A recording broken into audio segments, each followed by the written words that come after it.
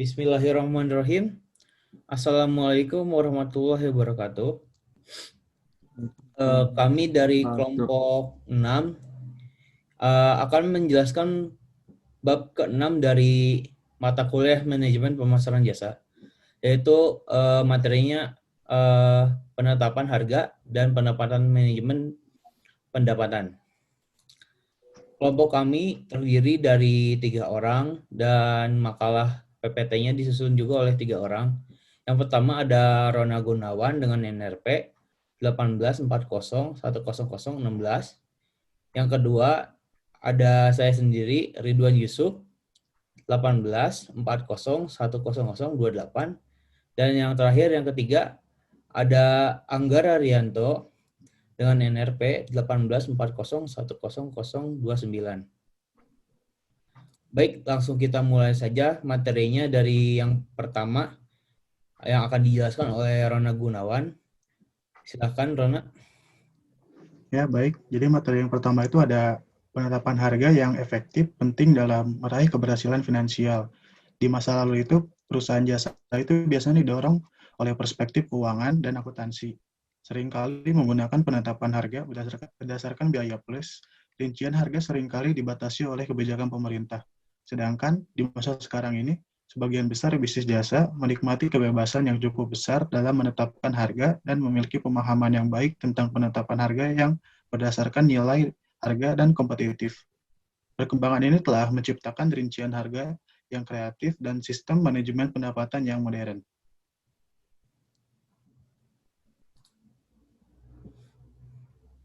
Lalu ada tujuan dari penetapan jasa. Tujuan dari penetapan jasa itu ada, yang pertama itu ada 2, yang mencari keuntungan dan menutup biaya. Yang dari mencari keuntungannya itu, yang pertama menghasilkan kemungkinan kontribusi atau keuntungan yang terbesar, meraih tingkat target yang spesifik, tetapi tidak menghasilkan keuntungan, memaksimalkan pendapatan dari kapasitas yang tetap memvariasikan harga dan segmen yang dituju sepanjang waktu.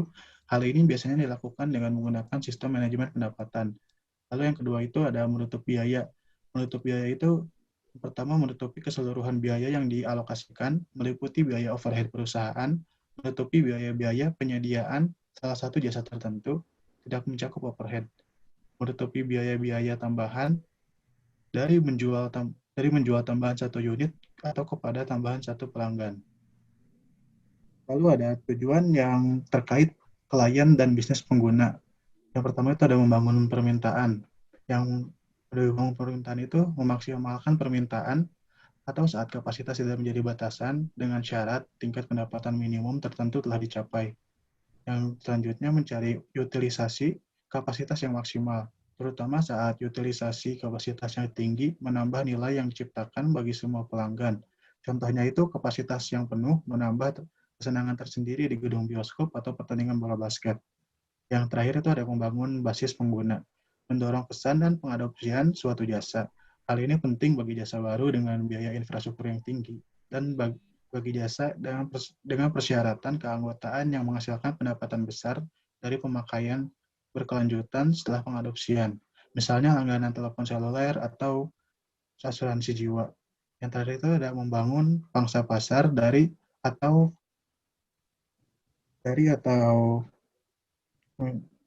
basis pengguna yang besar, terutama jika terdapat skala ekonomi yang menghasilkan keuntungan biaya kompetitif atau misalnya pengembangan atau biaya tetapnya tinggi.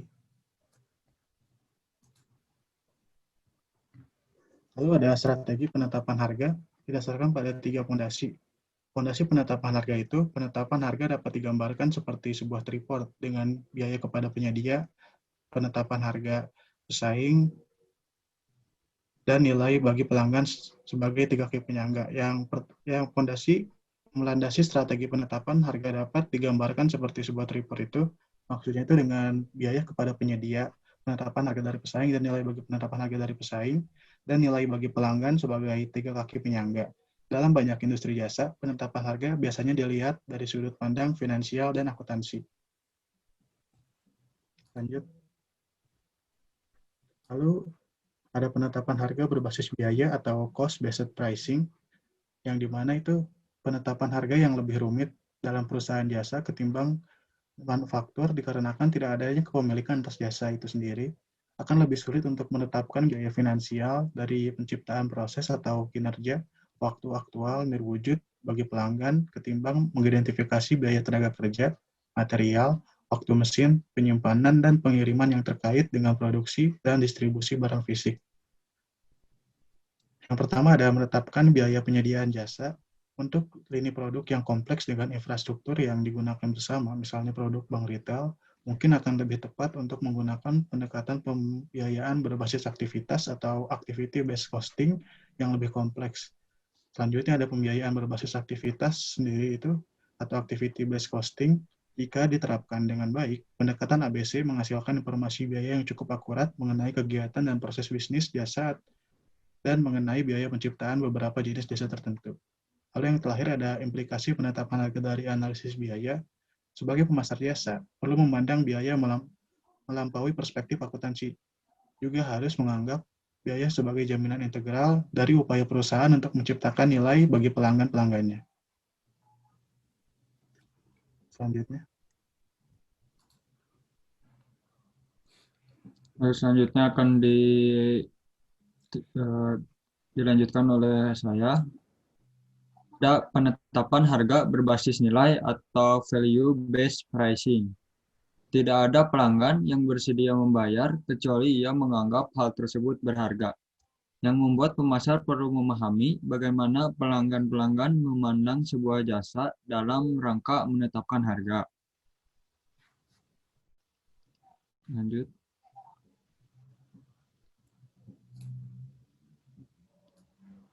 Lalu ada memahami nilai bersih.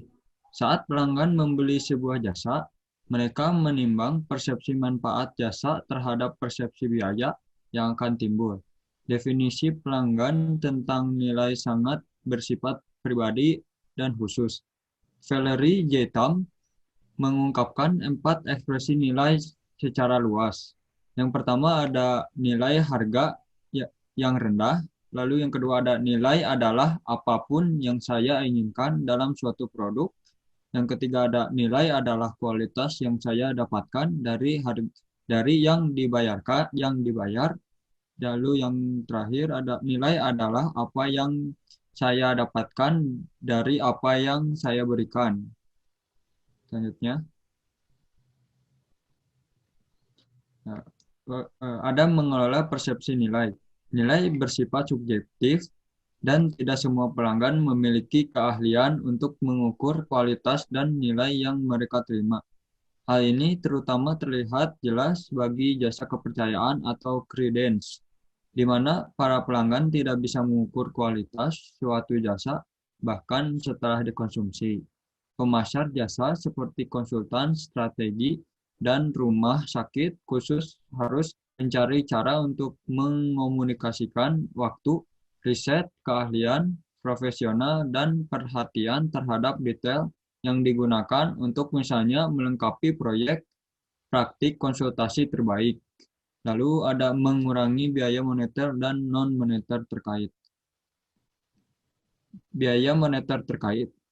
Para pelanggan seringkali memikul biaya finansial dalam mencari, membeli, dan menggunakan suatu jasa, melebihi harga pembelian yang diberikan kepada pemberi jasa. Biaya non-moneter. Ada 4 kategori berbeda dari biaya non-moneter, yaitu yang pertama ada biaya waktu, biaya fisik, biaya psikologi, dan biaya sensori atau indera.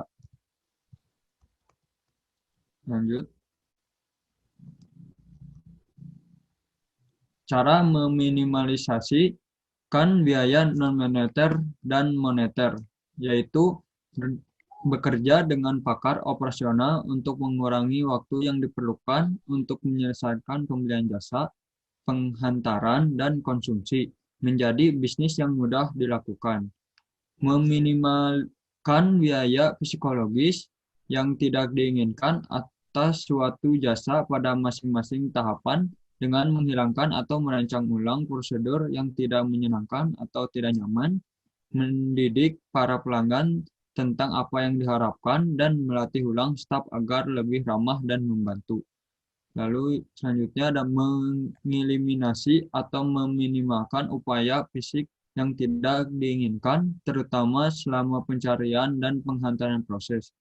Memperbaiki tanda atau pemetaan dalam fasilitas dan halaman web untuk memperbaiki cara pencarian dan menghindarkan para pelanggan agar tidak tersesat dan frustasi. Lalu selanjutnya ada mengurangi biaya sensori yang tidak menyenangkan atas suatu jasa dengan menciptakan lingkungan visual yang lebih atraktif, mengurangi kebisingan, memasang perabotan dan perlengkapan yang lebih nyaman, menghilangkan bau tidak sedap, dan sebagainya. Lalu yang terakhir adalah menyarankan cara-cara di mana para pelanggan dapat mengurangi biaya-biaya moneter terkait mencakup diskon bersama mitra penyedia jasa, misalnya lahan parkir, atau menawarkan pengiriman surat atau email mengenai kegiatan yang sebelumnya membutuhkan kunjungan ke rumah. Selanjutnya,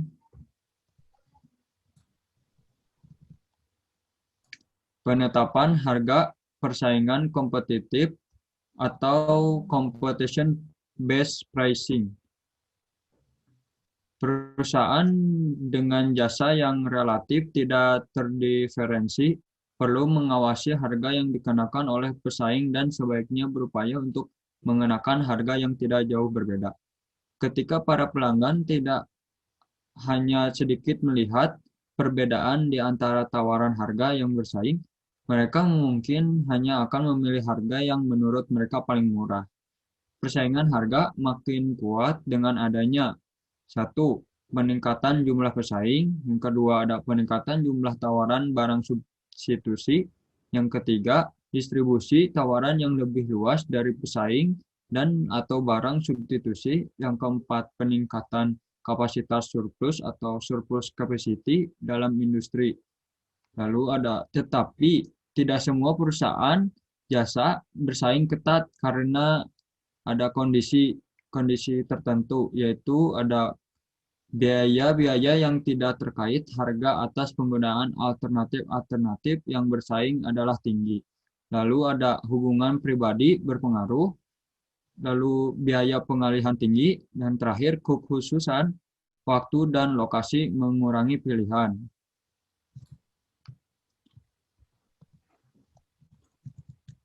Selanjutnya ada manajemen pendapatan, arti, dan cara kerjanya. Manajemen pendapatan sangat efektif saat diaplikasikan ke dalam bisnis jasa yang memiliki sifat-sifat berikut. Yang pertama, ada struktur biaya tetap yang tinggi dan kapasitas yang relatif tetap, yang mengakibatkan persediaan mudah hilang atau perishable. Yang kedua ada permintaan yang variatif dan tidak menentu. Yang ketiga ada sensitivitas harga pelanggan yang bervariasi.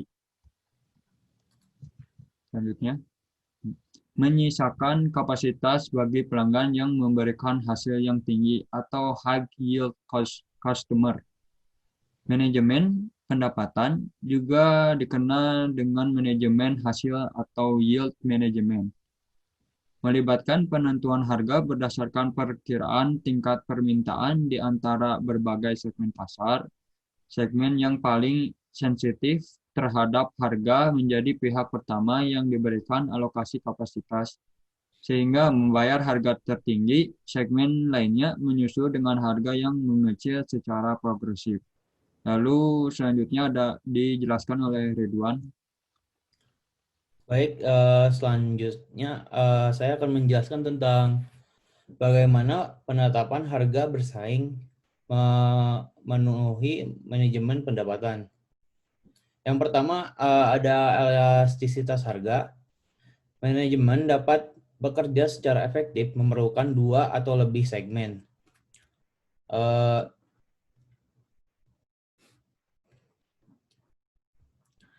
Yang menggunakan nilai yang berbeda atas jasa yang diberikan dan memiliki elastisitas harga yang berbeda pula. Konsep elastisitas ini menggunakan gambar sensitivitas terhadap perubahan harga dan berikut adalah rumusnya seperti yang dilihat di bawah. Ada elastisitas harga sama dengan presentase perubahan permintaan per persentase perubahan harga. Dan ini disebut sebagai merancang batas-batas harga references. Baik, selanjutnya. Selanjutnya, merancang batas-batas harga references. Dalam manajemen pendapatan adalah konsep konstitusi harga atau price customization, yakni mengenaan berbagai pelanggan dalam produk yang sama.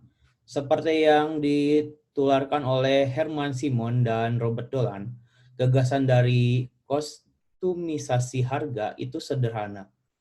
Berikan orang-orang membayar harga berdasarkan nilai yang mereka berikan atas satu produk. Yang selanjutnya, persoalan etika dalam penerapan harga suatu jasa. Penggunaan jasa pada awalnya tidak yakin tentang apa yang mereka terima atas uang yang telah mereka bayar.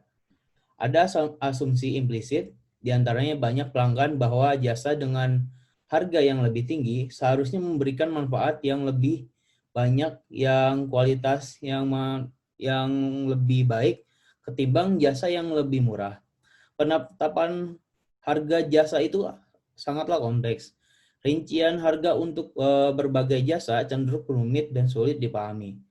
Perbandingan di antara berbagai penyediaan jasa dapat membutuhkan kertas kerja atau bahan rumus matematika yang kompleks. Kemudian ada merancang keadilan dalam manajemen pendapatan. Strategi manajemen pendapatan yang diterapkan secara baik bukan berarti membabi buta. Justru pendekatan ini dapat membantu menyelaraskan praktik manajemen hasil dan kepuasan kepercayaan, serta goodwill bagi pada pelanggan. Seperti yang pertama, rincian harga dan batasan yang jelas, logis, dan adil. Kedua, biaya publikasi tertinggi, high school publish price, dan frame face. Yang ketiga ada komunikasi kepada konsumen tentang manfaat manajemen pendapatan. Yang keempat, menggunakan bundling untuk menyembunyikan untuk mempromokan mungkin untuk para konsumen. Yang ketiga, jagalah pelanggan yang loyal, karena sebuah usaha itu kuncinya adalah sebuah pelanggan yang loyal, karena pasti akan disebarkannya lewat mulut ke mulut. Itu adalah goodwill dari para pelanggan. Yang keenam, gunakan pemulihan jasa, pengompensasian, pemesanan berlebih. Selanjutnya yang tabel yang kedua, penetapan harga jasa ke dalam praktik. Meskipun keputusan utama dalam penetapan harga biasanya dilihat beberapa banyak harga yang dikenakan, terdapat banyak keputusan lain yang harus dibuat. Pertanyaan-pertanyaan yang perlu diajukan oleh pemasar jasa kepada diri mereka sendiri saat mereka siap untuk menciptakan dan menerapkan strategi penetapan harga yang dirancangkan dengan matang. Dan kemudian marilah kita masing-masing pertanyaannya. Oke. Ada beberapa harga yang perlu dikenakan. Penetapan harga yang penting bagi solvabilitas finansial, model 3 tumpuan penetapan harga yang telah dibahas sebelumnya. Memberikan kritik awal yang berguna ketika elemen tersebut melibatkan penetapan biaya ekonomis yang relevan untuk ditutupi pada berbagai volume penjualan yang mengatur harga pasar relevan, menilai elastisitas permintaan jasa dari perspektif penyediaan jasa dan pelanggan. Karena hal ini membantu mengatur harga plafon bagi segmen pasar tertentu dan menganalisis intensitas persaingan harga di antara pasar penyediaan jasa. Terus, siapa yang seharusnya menagih pembiayaan? adalah jasa pelengkap meliputi informasi penerapan pemesanan, penagihan, dan pembayaran. Para pelanggan sangat menghargai perusahaan yang memudahkan mereka untuk mendapatkan informasi dan melakukan reservasi yang cepat. Mereka juga mengharapkan penagihan jelas dan prosedurnya lancar untuk melakukan pembayaran. Kemudian, siapa yang seharusnya menagih pembayaran? Tempat pengantaran jasa tidak selalu berada di lokasi yang nyaman. Biasanya di bandara, bioskop, dan stadion misalnya, sering kali terletak di daerah yang jauh, terdapat dari yang jauh dari tempat tinggal atau tempat kerja konsumen potensial. Lalu, kapan sebaiknya pembayaran dilakukan? Meminta para pelanggan apakah mereka membayar di muka, seperti hasil biaya masuk, tiket maskapai, atau perangko, atau menagih begitu saja pengantaran jasa telah selesai, seperti tagihan restoran dan biaya perbaikan. Terkadang penyedia jasa mungkin meminta pembayaran di muka atas penghantaran jasa dan sisanya dibayarkan kemudian. Jasa ini seperti misalkan internet. Internet mungkin di awal akan dibayar setengah dulu, namun di akhir bulan akan ditagih secara fullnya. Kemudian bagaimana sebaiknya pembayaran dilakukan? Terdapat berbagai bentuk pembayaran. Uang tunai mungkin menjadi metode paling sederhana, tetapi bisa memunculkan masalah keamanan dan ketidaknyamanan ketika transaksinya.